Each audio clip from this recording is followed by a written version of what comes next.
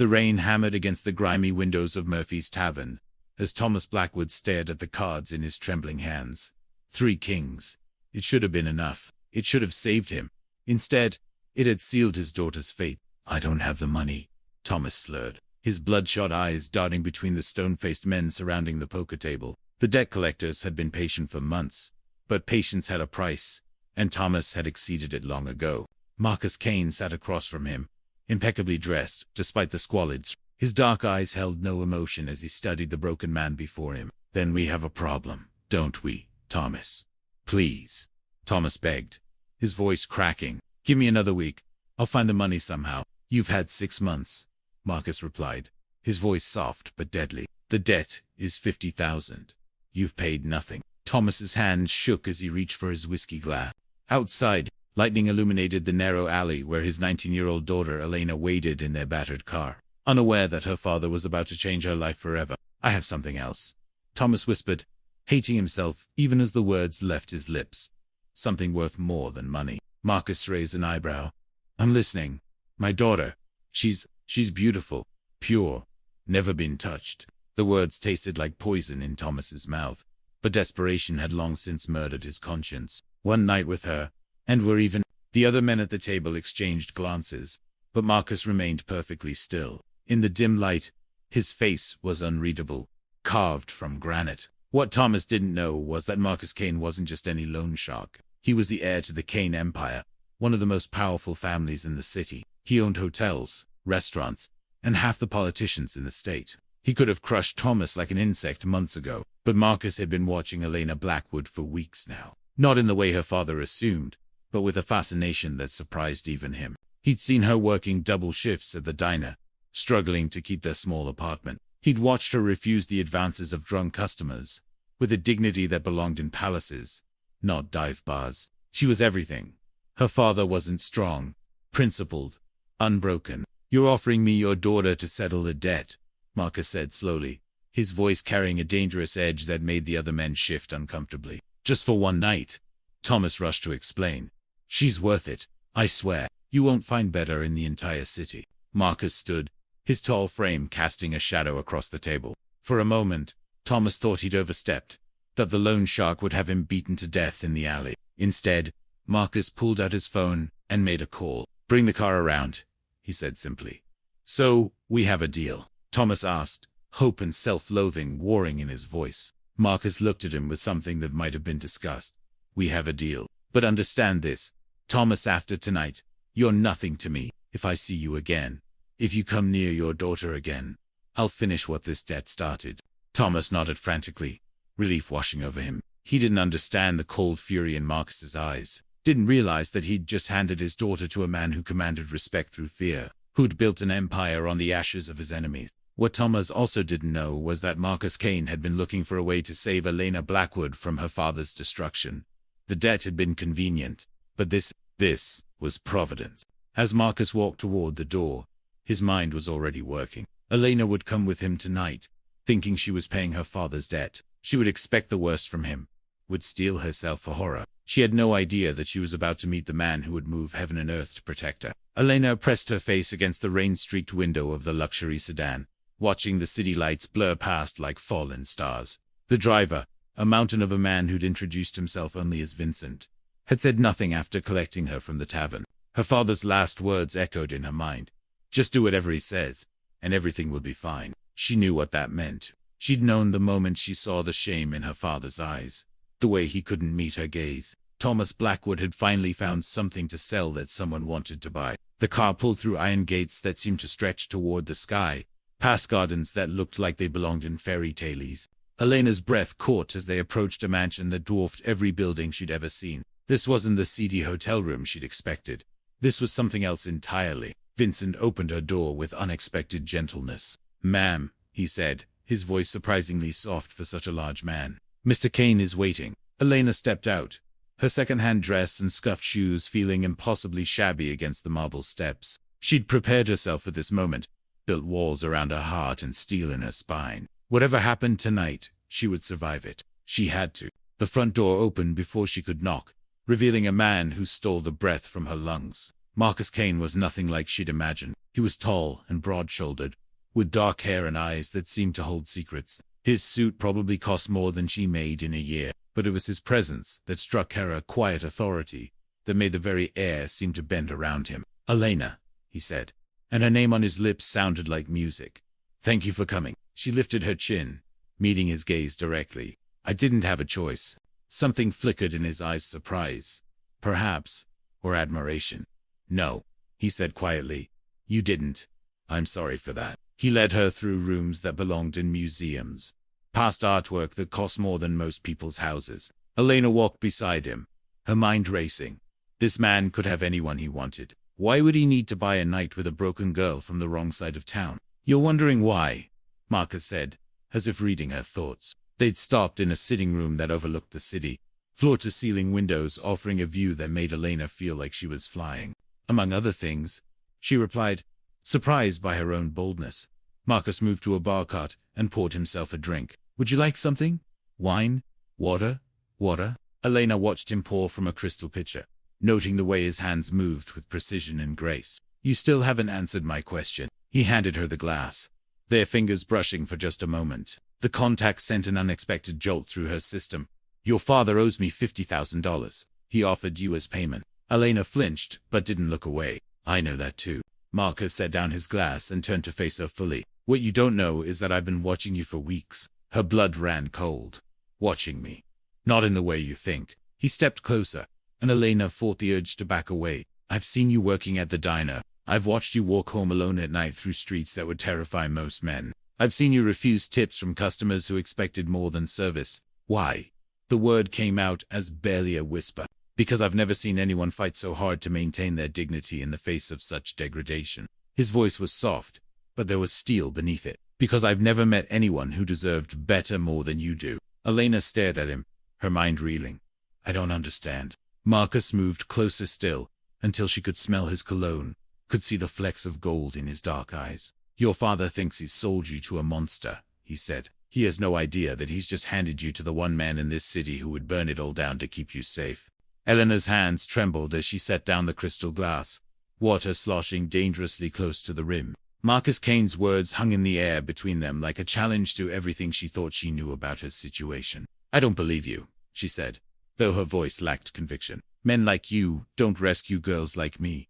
You use them." Marcus smiled, and it transformed his entire face. Gone was the cold authority she'd glimpsed in his eyes, replaced by something warmer, more human. "Men like me," he repeated. "What exactly do you think I am, Elena?" "Dangerous," she said without hesitation.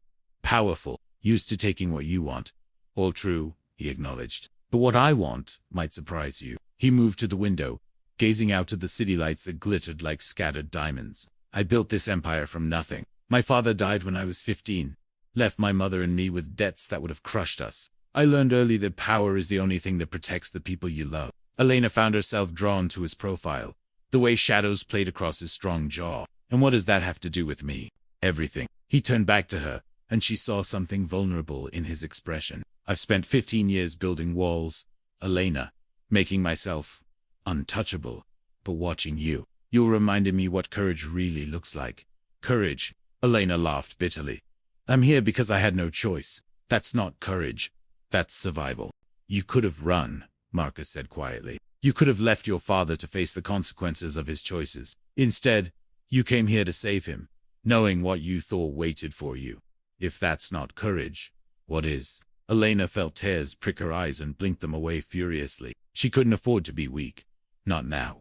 What do you want from me?" Marcus crossed the room until he stood just arm's length away. "I want to offer you a choice," he said. "Your father's debt dies tonight, regardless of what you decide. You're free to walk out that door and never see me again. And if I stay, then you stay because you want to, not because you have to. I'll give you time to get to know me, to understand what I'm offering." His eyes searched her face. "I'm offering you a life, Elena. A real one. Not as payment for a debt, but as an equal partner in something extraordinary." Elena stared at him, her mind reeling. "You're insane." "Probably," Marcus agreed. "But I'm also serious. I have guest rooms prepared. You can stay here tonight, or Vincent can drive you anywhere you'd like to go. The choice is yours." "Why?" The question burst from her lips. Why would you do this for someone you don't even know? Marcus reached out slowly, giving her time to pull away. When she didn't, he brushed a strand of hair from her face, his touch feather-light. Because I know enough. I know you work 3 jobs to keep your father's creditors at bay. I know you've never missed a shift, even when you were sick with fever. I know you give half your tips to the homeless man who sleeps outside the diner. Elena's breath caught. You really have been watching me. I've been falling in love with you, Marcus said simply. From a distance, respectfully, but completely. Your father's death just gave me an excuse to finally meet you. The silence stretched between them, heavy with possibility. Elena felt as though she stood at the edge of a cliff, with no idea whether stepping forward would mean flying or falling. I need time, she whispered finally. You have all the time in the world, Marcus replied. Vincent will show you to your room. Tomorrow, if you're willing, I'd like to show you something. Marcus smiled that transformative smile again. Who I really am when I'm not trying to intimidate debt collectors. Elena felt something flutter in her chest. Hope maybe, or the beginning of something she didn't dare name. Okay, she said. Tomorrow. Elena woke to sunlight streaming through curtains that probably cost more than her monthly rent. For a moment, she forgot where she was, luxuriating in the softest sheets she'd ever felt. Then memory crashed back, and she bolted upright, heart pounding. A knock at the door interrupted her panic. Miss Elena, a woman's voice, gentle and cultured. Mr. Kane asked me to see if you'd like breakfast. Elena wrapped the silk robe she'd found draped over a chair around herself and cracked the door open. A woman in her 50s stood in the hallway, her silver hair pulled back in an elegant bun, her eyes kind. I'm Mrs. Chun, the woman said. I manage the household.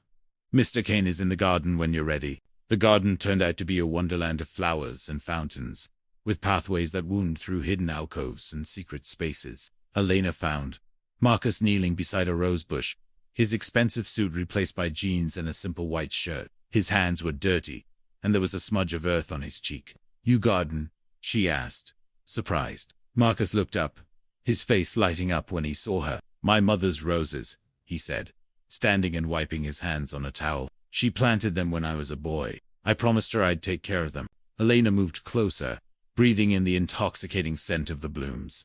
They're beautiful. She always said roses were like people, Marcus said softly. They need the right conditions to thrive, but give them love and patience, and they'll bloom beyond your wildest dreams. There was something in his voice, a tenderness that made Elena's chest tighten. She died 2 years ago, Marcus said. Cancer. I would have given every penny I owned to save her, but sometimes money isn't enough. Elena watched him among the roses, this powerful man who commanded fear and respect throughout the city, and saw something she hadn't expected: grief, carefully tended like the flowers around them. I'm sorry, she said. She would have loved you, Marcus said suddenly. She always said I needed someone who would challenge me, who wouldn't be impressed by all this. He gestured at the mansion looming behind them. And you think I'm that person? Marcus stepped closer, his dark eyes intense. I think you're the person who walked into my world last night expecting the worst, and met it with your chin up and your dignity intact. I think you're the person who's worked 3 jobs to support a father who doesn't deserve your sacrifice. Elena felt heat creep up her neck. You don't know everything about me. Then tell me, Marcus said. Tell me what I don't know. Elena hesitated, then found herself speaking words she'd never said aloud. I wanted to be a teacher, she said. Before everything fell apart, I was going to college. I had scholarships, plans, but then my father got worse, and someone had to keep us from losing everything. What would you teach? Literature, poetry. Elena smiled ruefully. I used to think words could change the world. They can, Marcus said firmly. My mother was a teacher before she married my father. She always said education was the one thing no one could take away from you. He pulled out his phone and made a call. Vincent, I need you to contact the university. I want to know what it would take to re-enroll Elena Blackwood in their education program. What are you doing? Elena asked, alarmed. Giving you back your dreams, Marcus said simply. Your father's debt is gone. You're free to be whoever you want to be. Elena stared at him, overwhelmed. I can't let you do that. Why not? Because I don't know what you want in return. Marcus stepped close enough that she could see the gold flecks in his eyes, smelled the clean scent of his cologne mixed with earth from the garden. I want you to be happy, he said. I want you to have the life you deserve. And if you'll let me, I want to be part of that life. 3 weeks later, Elena stood in Marcus's library, surrounded by more books than she'd ever seen in one place. He'd kept his word. She was re-enrolled in university, her tuition paid in full. But more than that, he'd given her something she'd never had. Time to breathe.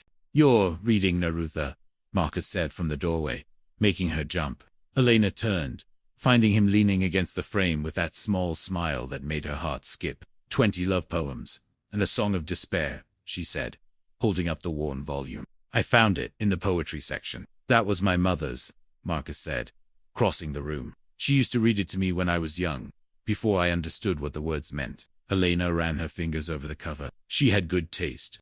She had a romantic heart," Marcus replied. "My father used to say it would be her downfall, but I think it was her greatest strength." Elena had learned so much about Marcus in the past 3 weeks. She'd discovered that he cooked breakfast every Sunday, that he read voraciously, that he donated millions to charity anonymously. She'd watched him with his employees, seen the respect they had for him, not born of fear, but of genuine admiration.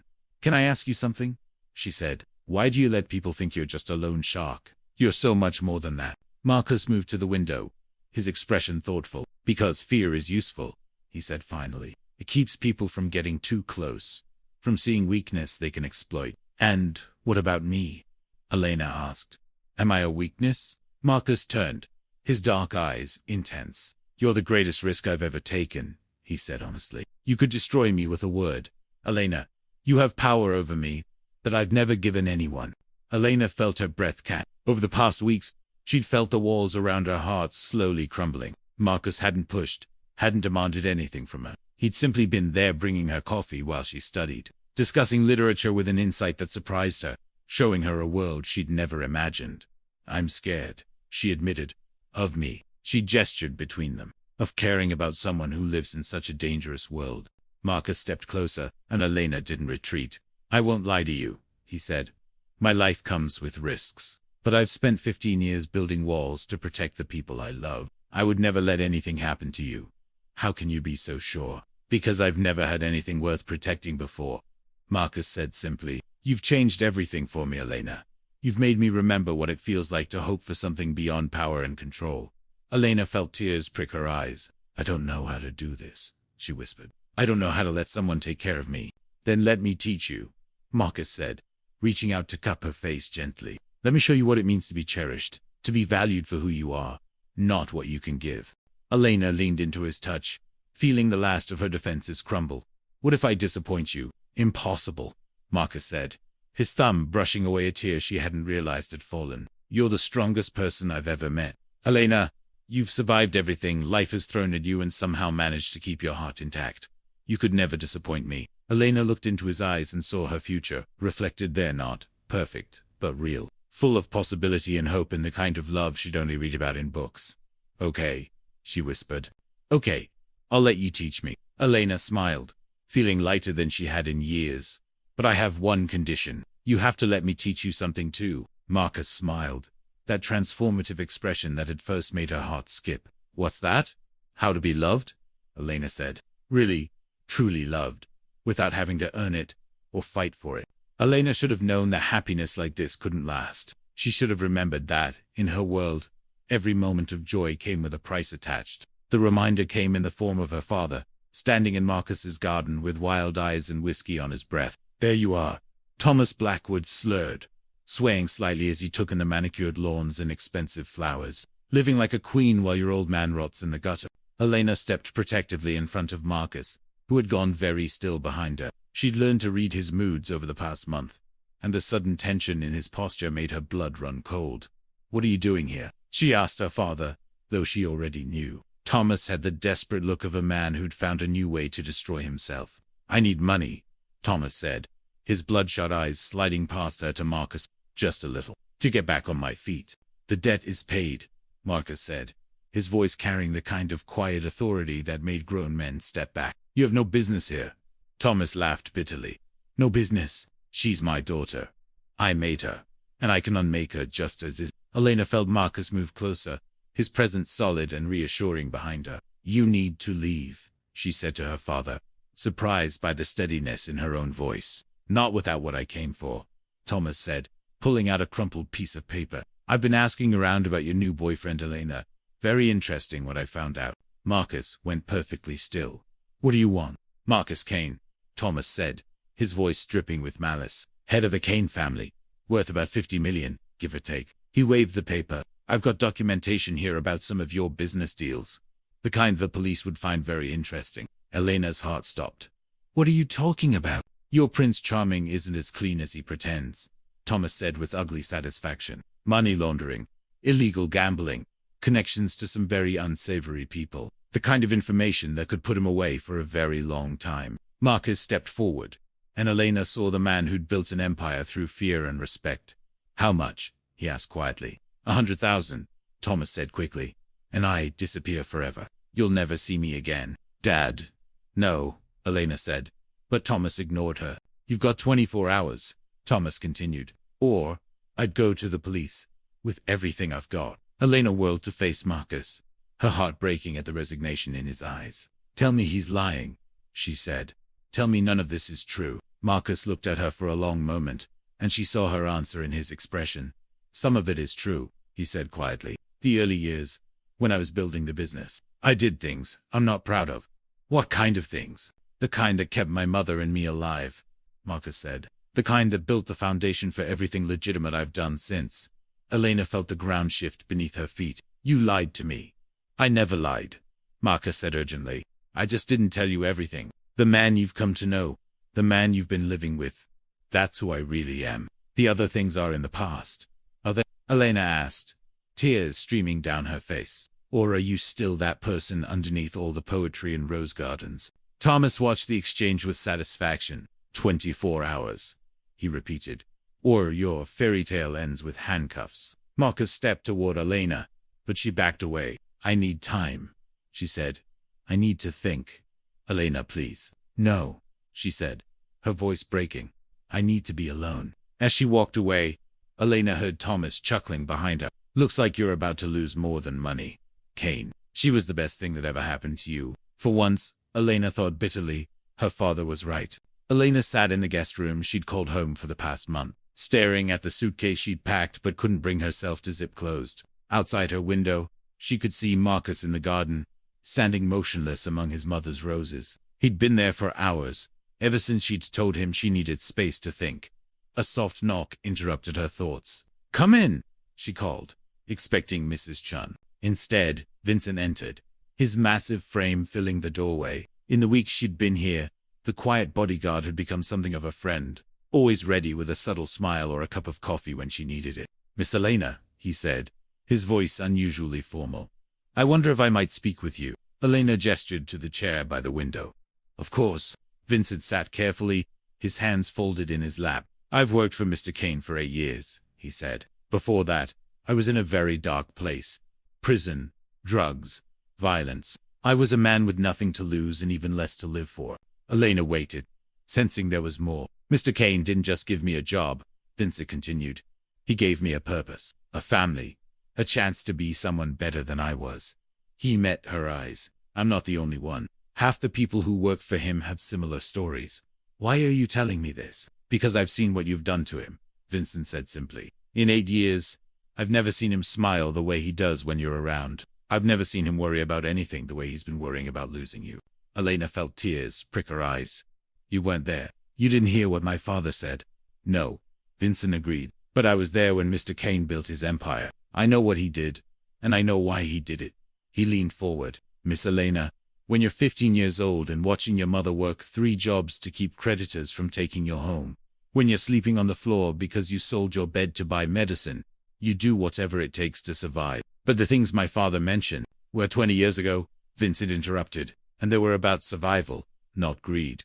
Mr. Kane never hurt innocent people. He never took from those who couldn't afford to lose. He built legitimate businesses and used them to help people like me, people who'd been written off by everyone else. Elena stared at Marcus, still standing vigil among the roses. How do I know what's real? Because you've lived with him for a month, Vincent said. You've seen who he is when he thinks no one is watching. You've seen him feed stray cats. You've seen him spend hours on the phone with his accountant making sure every charity donation is anonymous. You've seen him read poetry and tend flowers and treat every person in this house like family. Vincent stood, moving toward the door. Your father is a broken man, Miss Elena. He's trying to destroy the one good thing in his daughter's life, because he can't stand to see her happy when he's miserable. The question is, Are you going to let him? After Vincent left, Elena sat in silence for a long time. Then she walked to the window and looked down at Marcus. As if sensing her gaze, he looked up, and even from a distance, she could see the pain in his eyes. Elena made her choice. She found him still in the garden, as sunset painted the sky in shades of gold and crimson. He turned when he heard her footsteps, hope and fear warring in his expression. "I'm not leaving," she said without preamble. Marcus closed his eyes, relief flooding his features. "I'm not leaving," she repeated. "But I need to know everything. No more secrets. No more protecting me from the truth. If we're going to do this, we do it honestly." Marcus nodded, stepping closer. "Everything," he agreed. "Whatever you want to know." Elena took his hand, feeling the rightness of it settle into her bones. "Then let's start with how we're going to deal with my father." The next morning, Elena stood beside Marcus as they waited for her father in the mansion's formal dining room. She'd insisted on facing Thomas together, and Marcus had agreed. Though she could see the tension in his shoulders, the way his hands remained perfectly still on the table. "You don't have to do this," he said quietly. "I can handle your father. He's my problem," Elena replied. "He's been my problem for 19 years. It's time I dealt with him properly." Thomas arrived exactly on time, his eyes bright with anticipation. He'd cleaned himself up. Elena noticed pressed shirt, shaved face, the practiced appearance of sobriety he could maintain when money was involved. "Elena, darling," he said, moving to embrace her. Elena stepped back, and his face fell. "I see you've made your choice." "I have," Elena said, her voice steady. "Sit down, Dad." Thomas took a seat across from them, his gaze shifting between Elena and Marcus. "So, do we have a deal?" Marcus leaned forward slightly. "Tell me about the documentation you claim to have." Thomas pulled out a manila folder, spreading papers across the polished table. "Bank records, witness statements, photographs, everything the police would need to put you away for a very long time." Elena looked at the papers, her heart sinking. They looked official, detailed. "Where did you get these?" "Your boyfriend has enemies," Thomas said with satisfaction. "People who've been waiting for the right moment to bring him down. They were very generous with their information." Marcus studied the documents with surprising calm. "These are very good forgeries," he said finally. "What?" Thomas's face went pale. "Very good," Marcus repeated. "But still forgeries. The bank records use routing numbers that didn't exist 20 years ago. The witness statements are signed by people who died before the events they're describing. And the photographs," Marcus smiled coldly. "Well, let's just say digital manipulation has come a long way." Elena felt a mixture of relief and fury. "You tried to blackmail him with fake evidence." "It's not fake," Thomas said desperately. "I paid good money for this information." "You were conned," Marcus said simply. "Someone took advantage of your desperation and sold you worthless paper." Thomas's face crumpled. "No," he whispered. "No. This was my way out. This was going to fix everything." Elena looked at her father and felt something break inside her chest. Not her heart that had been broken by Thomas Blackwood years ago. What broke was the last chain of obligation that had kept her tied to his destruction. "There is no way out," she said quietly. "There never was. Every time someone tries to help you, you find a way to make it worse." "Elena, please." "No." Elena stood, her voice gaining strength. "I'm done. I'm done cleaning up your messes. Done making excuses for you. Done watching you destroy everything good in your life. You can't abandon me," Thomas said, tears streaming down his face. "I'm your father." "You stopped being my father the night you gambled me away like a poker chip," Elena replied. "You want to know what Marcus really is? He's the man who saved me from you. He's the man who gave me back my dreams, my dignity, my future." Elena turned to Marcus, who was watching her with something that looked like pride. "He's the man I love," she said, "and I'm not going to let you destroy that." Thomas looked between them, his face a mask of defeat. "What about the money? What about the debt?" "There is no debt," Marcus said. "There never was. I paid your creditors weeks ago." "Why?" Thomas asked, bewildered. "Because I love your daughter," Marcus said simply, "and I wanted to give her the freedom to choose her own path." Elena felt tears streaming down her face, but they were tears of relief, of joy, of a future, finally within reach. "Choose me," Marcus said softly, taking her hand. "Choose us." "I already have," Elena replied, and mentored with every fiber of her being. 6 months later, Elena stood in the university library, surrounded by student papers she was grading as part of her teaching assistant position. The life she dreamed of as a girl was finally within reach. Graduation was just a semester away, and she already had job offers from 3 different schools. You're glowing, her friend Sarah said, sliding into the chair across from her. It's actually annoying how happy you look all the time. Elena laughed, her engagement ring catching the lights as she moved. Marcus had proposed 2 months ago, in the garden, among his mother's roses, with a speech about how love was like those flowers that needed patience and care to bloom. But once it did, it was strong enough to weather any storm. I have a lot to be happy about, Elena said, holding up her left hand to admire the vintage ring Marcus had chosen. It had belonged to his grandmother, a delicate Art Deco piece that somehow seemed to capture both strength and elegance. Speaking of which, Sarah said, isn't today the day you're supposed to meet with the wedding planner? Elena glanced at her watch and groaned. I was supposed to be there 20 minutes ago. Marcus is going to think I've gotten cold feet. She rushed across the city to the elegant hotel where they'd planned to meet, her mind racing through all the details they still needed to finalize. The wedding was only 2 months away, and despite Marcus's insistence that they could hire an army of planners, Elena wanted to be involved in every decision. She found Marcus waiting in the hotel's tea room, his dark suit, impeccable as always, but his expression anxious. When he saw her, his face transformed with relief. I thought you'd changed your mind, he said, standing to kiss her softly. Never, Elena said, settling beside him. Just lost track of time grading papers. Professor Martinez has us reviewing freshman essays, and some of them are ... challenging. Marcus smiled, the worry lines around his eyes smoothing. How much longer until you're Dr. Blackwood? Soon to be Dr. Kane, Elena corrected, and watched his expression soften with wonder. Even after all these months, he still seemed amazed that she'd chosen him, that she wore his ring and planned to take his name. The wedding planner arrived with portfolios full of flowers and fabric samples, and Elena found herself overwhelmed by the choices. Everything was beautiful, everything was perfect, but it all felt too grand, too far from the simple life she'd dreamed of. What's wrong? Marcus asked, noticing her distraction. It's just ... Elena said carefully. She didn't want to hurt his feelings, but the venue they'd chosen seated 500 people, and she barely knew 50. Marcus studied her face, then turned to the wedding planner. Could you give us a moment? When they were alone, Marcus took her hands. Tell me what you're thinking. Elena took a deep breath. I love you, she said. I love you more than I thought it was possible to love someone. But this wedding, it feels like it's for someone else. Some version of us that exists for show. Marcus was quiet for a long moment. What would you prefer? Something small, Elena said. Something that feels like us. Maybe in the garden, with just the people who matter most. Mrs. Chun, Vincent, a few close friends. And your business partners? Anyone who's important to you? Elena added quickly. I know you have obligations. Elena, Marcus interrupted gently. The only obligation I have is to make you happy. If you want a small wedding in the garden, that's what we'll have. Really, really. Marcus smiled, pulling out his phone. I'll cancel the hotel, the caterer, the orchestra. Not the orchestra, Elena said, laughing. I was looking forward to our first dance. Then we'll have a string quartet, Marcus said, already making notes. Or a pianist, whatever you want. Elena felt the tension in her shoulders ease. I want you, she said simply. I want to marry you surrounded by people who love us.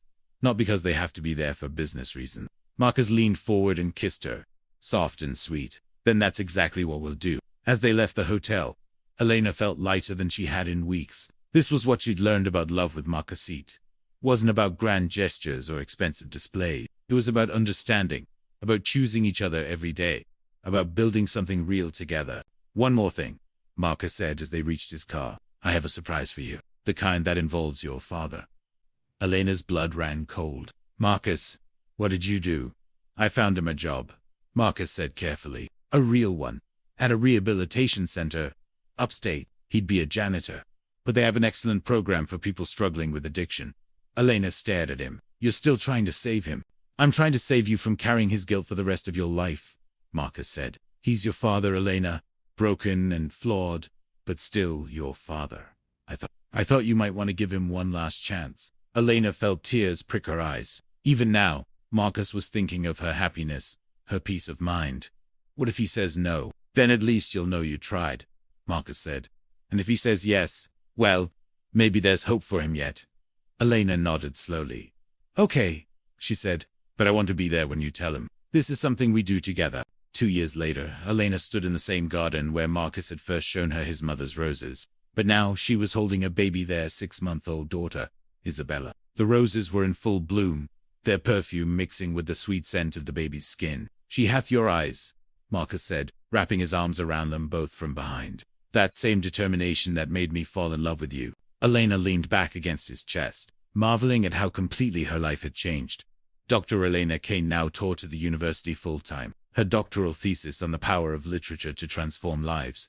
Having been published to critical acclaim, Marcus had expanded his legitimate businesses, becoming one of the city's most respected philanthropists. "Any word from the center?" Elena asked, though she already knew the answer from Marcus's expression. 6 months sober, he said quietly. "The longest stretch he's ever managed."